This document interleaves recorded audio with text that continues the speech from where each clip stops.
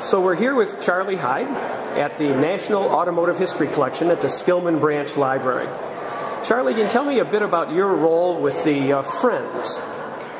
Well, the Friends of the National Automotive History Collection are a group of people who, first of all, contribute money through their membership to help support the collection.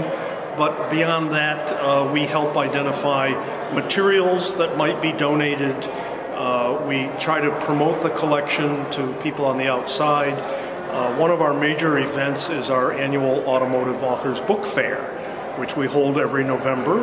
And we usually have 20 to 25 authors down here at the Skillman Branch.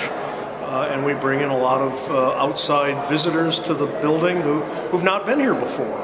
And they come to buy books and see what the collection looks like and so forth. How do you promote, most of you are either in the business, the automotive business, or have been. How do you promote the collection amongst the automotive industry?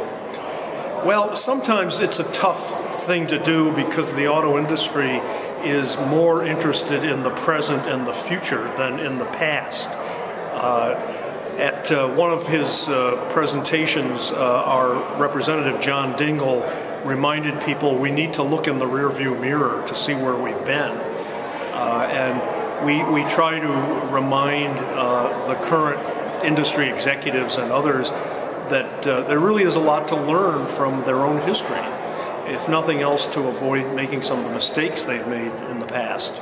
Well, it's funny you would mention that because today we're at the collectible car event, Collectible Car of the Future, yes, with an electric car. Yet, if we were to go back into the archives, would we not find a lot of information on electric cars? Oh yes, the electric car was in fact very popular in the 1910s or teens, and it suffered from the fact that the batteries were so heavy, and that's been partly resolved by the Volt's new high-tech batteries.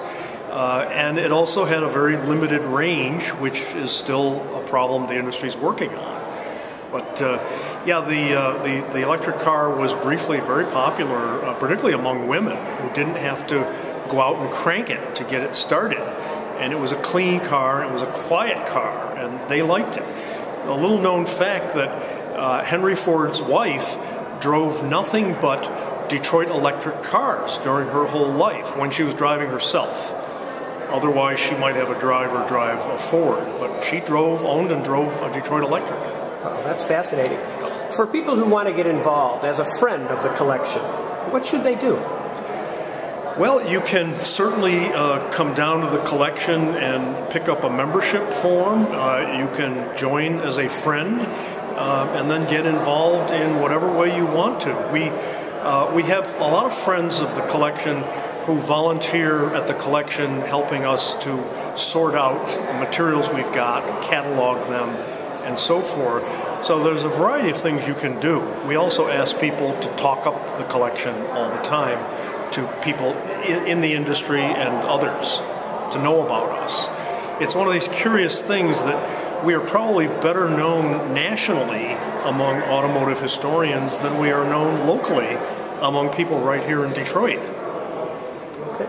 Well, thank you very much. You're very welcome.